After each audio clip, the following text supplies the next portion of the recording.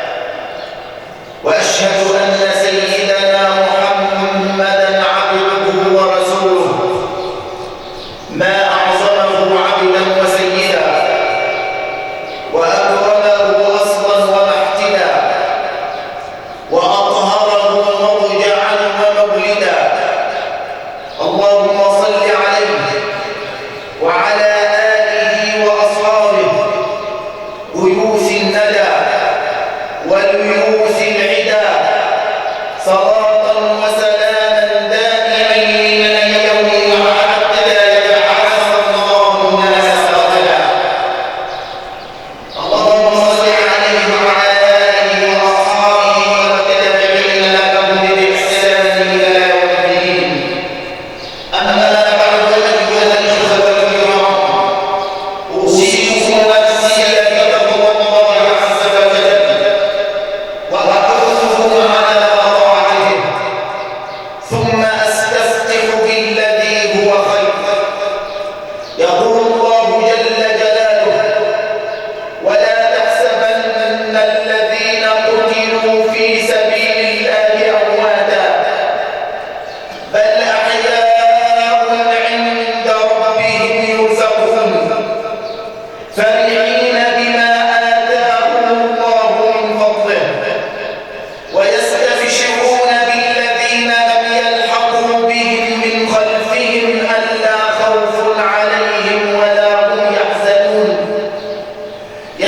يستبشرون بنعمة من الله وفضل وأن الله لا يضيع أجر المؤمنين.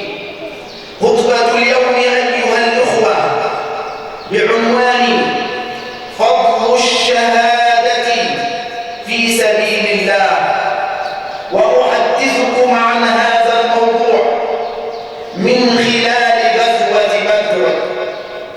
إن غزوة بدر أيها الإخوة الكرام لم تكن عظيمة بأرضها أو بجغرافيتها أو بخطتها أو بنوعية السلاح الذي استخدم فيها، وإنما كانت عظيمة لأهل الحق فيها، كانت عظيمة برجالها،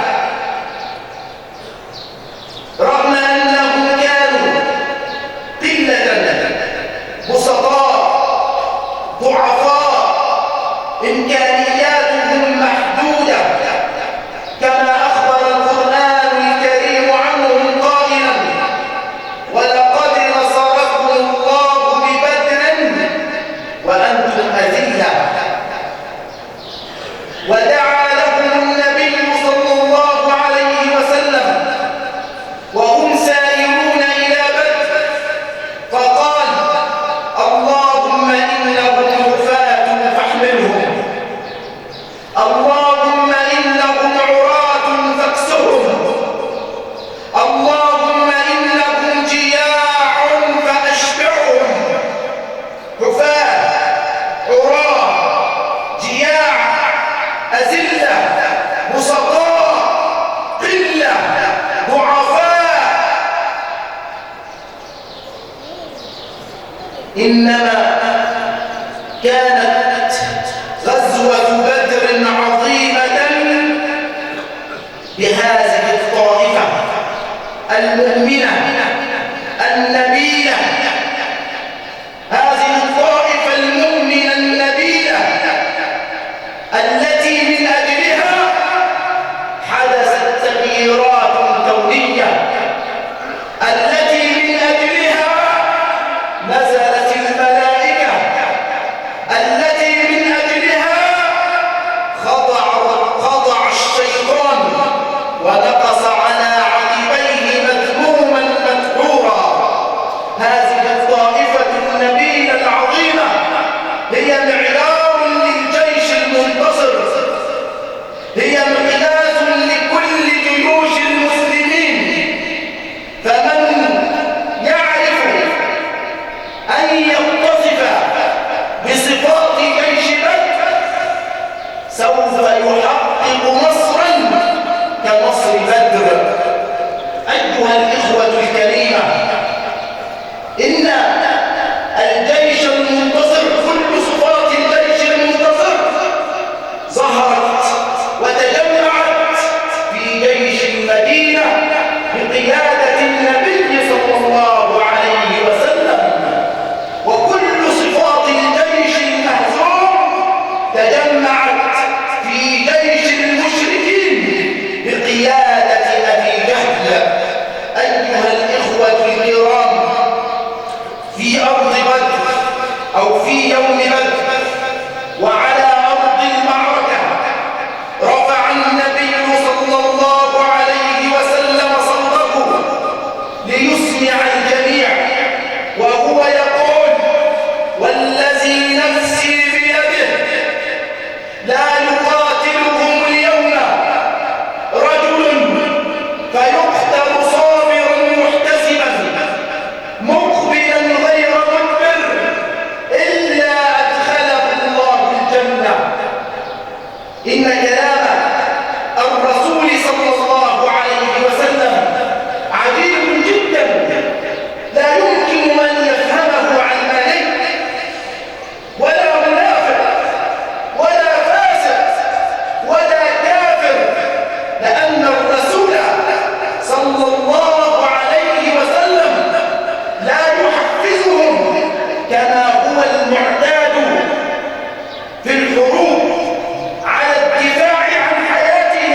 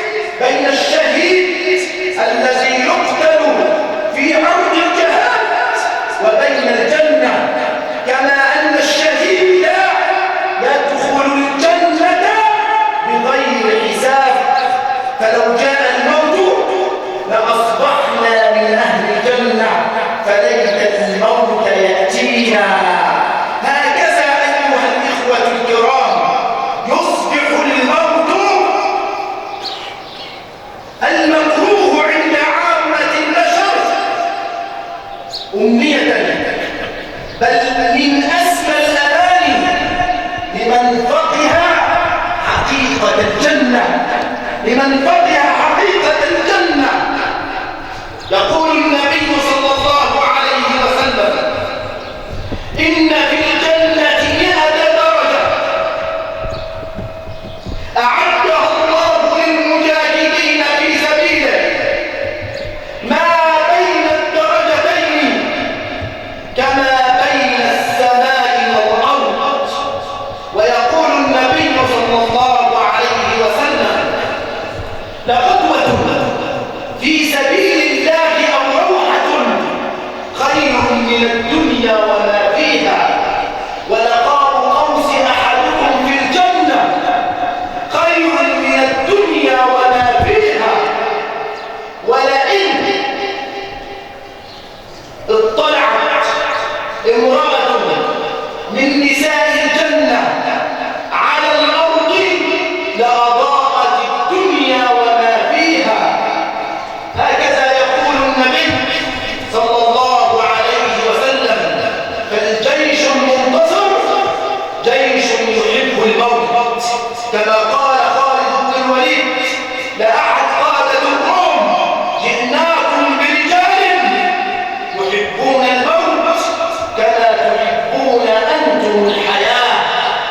أما الأمة المهزومة، أما الأمة المهزومة التي لا وزن لها في العالم، فقد أخبر النبي صلى الله عليه وسلم أن أهم صفة فيها هي صفة الوهن، صفة الوهن. قيل: وما الوهن يا رسول الله؟ قال عليه الصلاة والسلام: حب الدنيا وكراهية الموت. فلو حصل للأمة كراهية للموت فإنها ستقع، فإنها ستغضى، فإنها ستزل، فإنها ستفشل. أما لو أحبت الأمة الموت لو وهب لها الحياة، لو وهبت لها الحياة والنصر والجنة. أيها الإخوة الكرام، كما قال إسحاق رابين رئيس وزراء إسرائيل الهالك عندما حقق معه في فشله في القضاء على المقاومة الفلسطينية، في السيطرة على المقاومة الفلسطينية، قال: أتحدى أي جهاز مخابرات في العالم أن يقاوم رجالا يحبون أن يموتوا، أن يقاوم رجالا يحبون أن يموتوا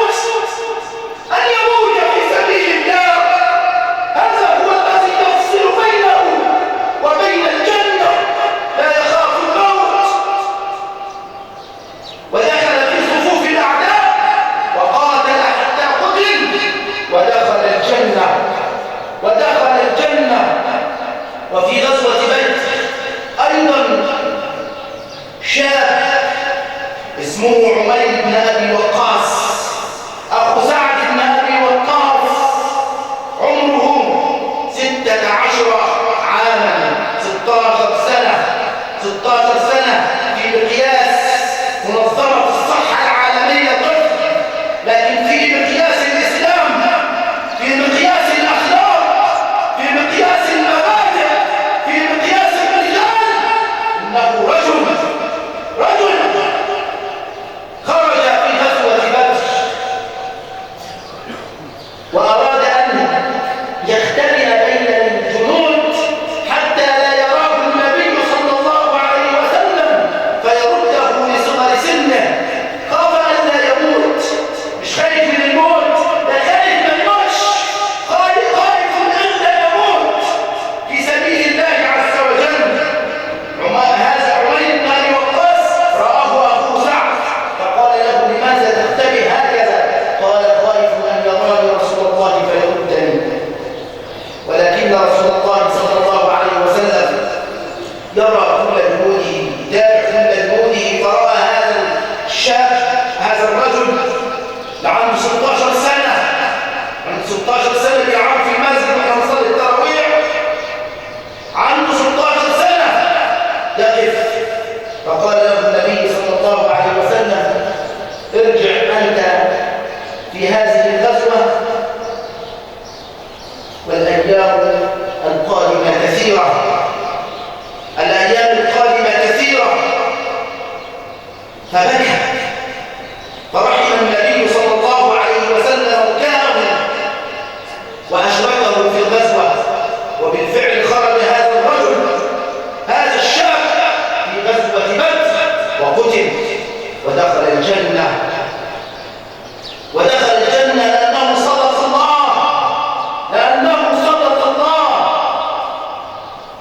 سعد بن خيثمة وأبوه خيثمة هما الاثنان يريدان أن يخرجا في غزوة بدر، وعند خيثمة بنات كثيرات، أطفال صغيرين كلهم بنات، فلازم واحد منهم يرعى البنات.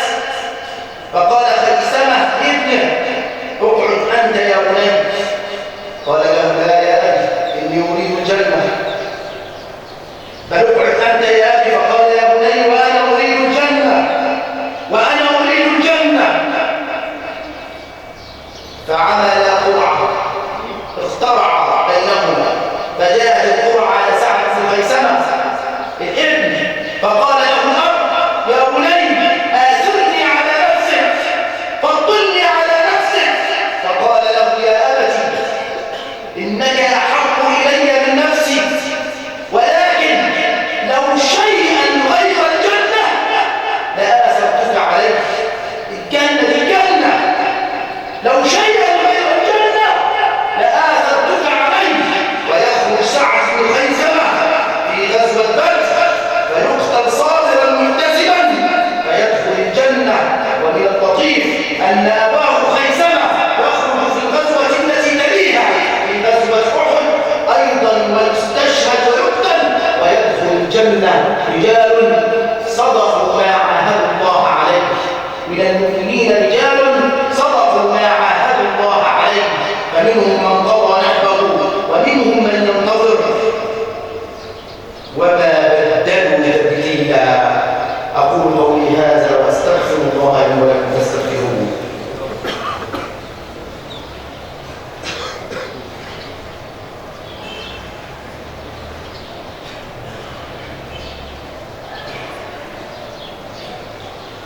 إن الحمد لله نحمده سبحانه ونستهديه ونسترضيه ونستغفره ونتوب إليه، ونعوذ بالله من شرور أنفسنا ومن سيئات أعمالنا. إنه من يهده الله فلا مضل له ومن يضلل فلا هادي له، وأشهد أن لا إله إلا الله وحده لا شريك له، وأشهد أن سيدنا محمدًا عبده ورسوله. ثم أما بعد، أيها الإخوة الكرام، بعد العودة من غزوة بدر والله غزوة بدر دي منهج كبير لا يمكن أن يذكر ما فيه من دروس وعبر في خطبة جمعة ولا في سنة من الخطب. رجع النبي صلى الله عليه وسلم من غزوة بدر منتصرا، فقابلته استشهد ابنها في غزوة بدر اسمه حارثة، فقالت يا رسول الله أين ابني حارثة؟ إن كان في الجنة أصبر، وإن كان غير ذلك فلا يرن الله ما أفعل. فقال لها النبي صلى الله عليه وسلم يا أم حارثة بل هي جنة، بل هي جنان، وإن ابنك أصاب الفردوس الأعلى. أيها الإخوة الكرام، من خاف أدلج ومن أدلج بلغ المنزل. ألا إن سلعة الله غالية، ألا إن سلعة الله هي الجنة. يا سلعة الله، يا سلعة الرحمن لست رخيصة بل أنت غالية على الحسبان. يا سلعة الرحمن ليس ينالها في الألف إلا واحد اثنان. يا سلعة الرحمن ليس أفقها إلا التقوى مع الإيمان. يا سلعة الرحمن، يا سلعة الرحمن ذوقك كاسب بين الأراضي سفلة الحيوان. يا سلعة الرحمن أين المشتري؟ فلقد عرضت بأبخس الأثمان. يا سلعة الرحمن أين المشتري؟ فلقد عرضت بأبخس الأثمان. يا سلعة الرحمن هل من خاطب؟ فالمحر قبل الموت ذو إمكان. أسأل الله سبحانه وتعالى أن يبلغني وإياكم الشهادة في سبيله. أسأل الله سبحانه أن يحيينا في سبيل الله، وأن يريدنا في سبيل الله. اللهم إنا نسألك أن نعيش في سبيلك وفي طريقك وفي اتباع منهجك وسنة رسولك، وأن نموت في سبيلك. اللهم اغفر لنا الذنوب واستر لنا العيوب واكشف عنا الكروب واشف منا المرضى واجعلنا يا ربنا كما ترضى. اللهم إنا نسألك لسانا ذاكرا وقلبا خاشعا وعلما نافعا وبدنا على البلاء صابرا. اللهم تقبل منا صلاتنا وتقبل منا صيامنا وتقبل منا قيامنا. اقبلنا يا ربنا على ما كان منا، اقبلنا يا ربنا على ما كان منا، اقبلنا يا ربنا على ما كان منا. اجعل ثأرنا على من ظلمنا، اجعل ثأرنا على من ظلمنا، اجعل ثأرنا على من ظلمنا. عليك بمن عادانا، عليك بمن عادانا، عليك بمن عادانا. اللهم ألف بين قلوبنا، اللهم ألف بين قلوبنا، اللهم ألف بين قلوبنا.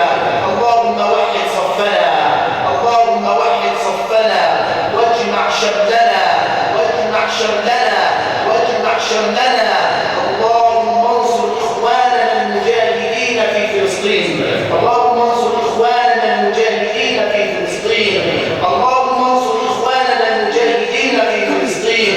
اللهم انصر عبادك المستضعفين في فلسطين وفي كل بلاد العالم يا رب العالمين. اللهم انصر عبادك المستضعفين، اللهم انصر عبادك المستضعفين. اللهم إن إخواننا في غزة جوعى فأطعمهم،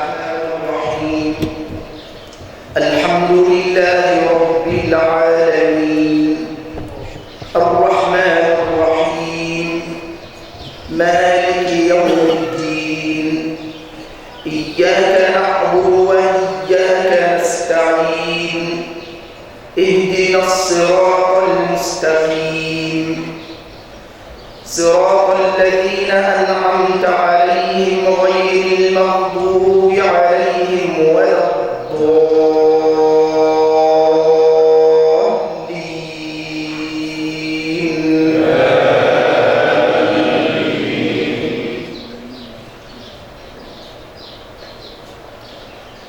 يسألونك عن الأنفال قل الأنفال لله والرسول فاتقوا الله وأصلحوا ذات بينكم وأطيعوا الله ورسوله إن كنتم مؤمنين. إنما المؤمنون الذين إذا ذكر الله وجلت قلوبهم وإذا تليت عليهم آياته زادتهم إيمانا وعلى ربهم يتوكلون. الذين يقيمون الصلاة ومما رزقناهم ينفقون أولئك هم المؤمنون حقا لهم درجات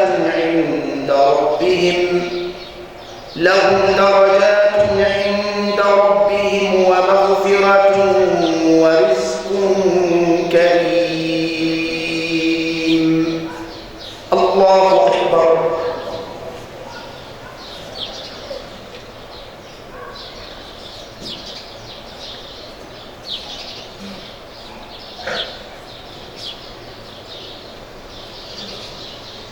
سمع الله لمن حمده.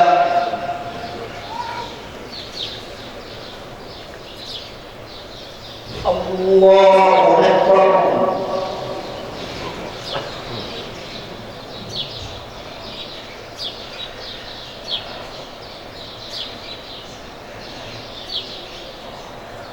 الله أكبر.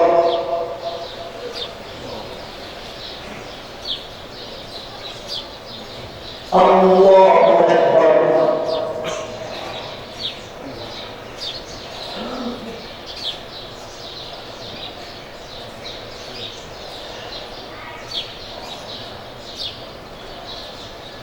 الله أكبر. بسم الله الرحمن الرحيم. الحمد لله رب العالمين الرحمن الرحيم مالك يوم الدين إياك نعبد وإياك نستعين اهدنا الصراط المستقيم صراط الذين أنعمت عليهم غير المغضوب عليهم ولا الضالين.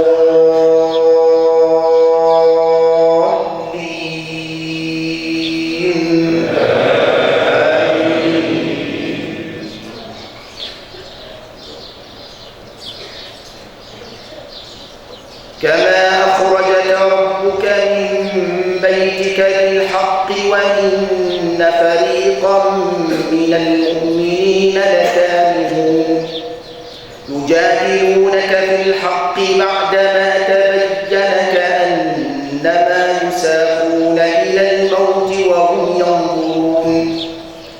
وإذ يعدكم الله إحدى الطائفتين أنها لكم وتودون أن غير ذات الشوكة تكون لكم ويريد الله أن يحق الحق بكلماته ويقطع دابر الكافرين ليحق الحق ويبطل الباطل ولو كره المجرمون. الله أكبر.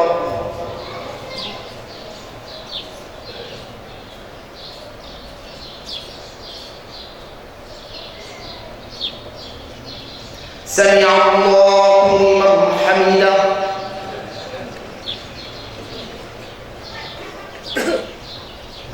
الله أكبر.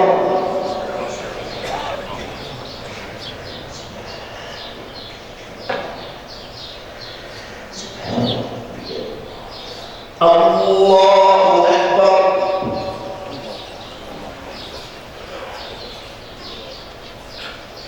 الله أكبر.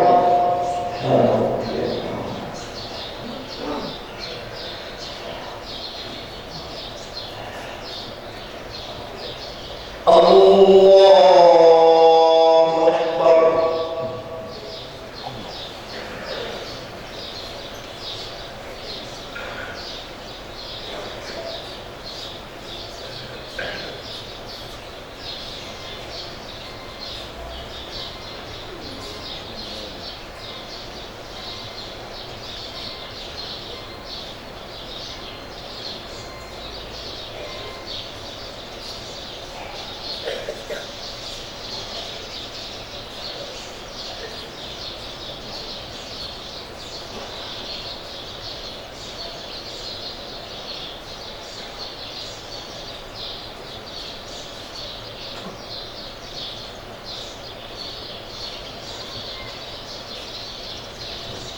السلام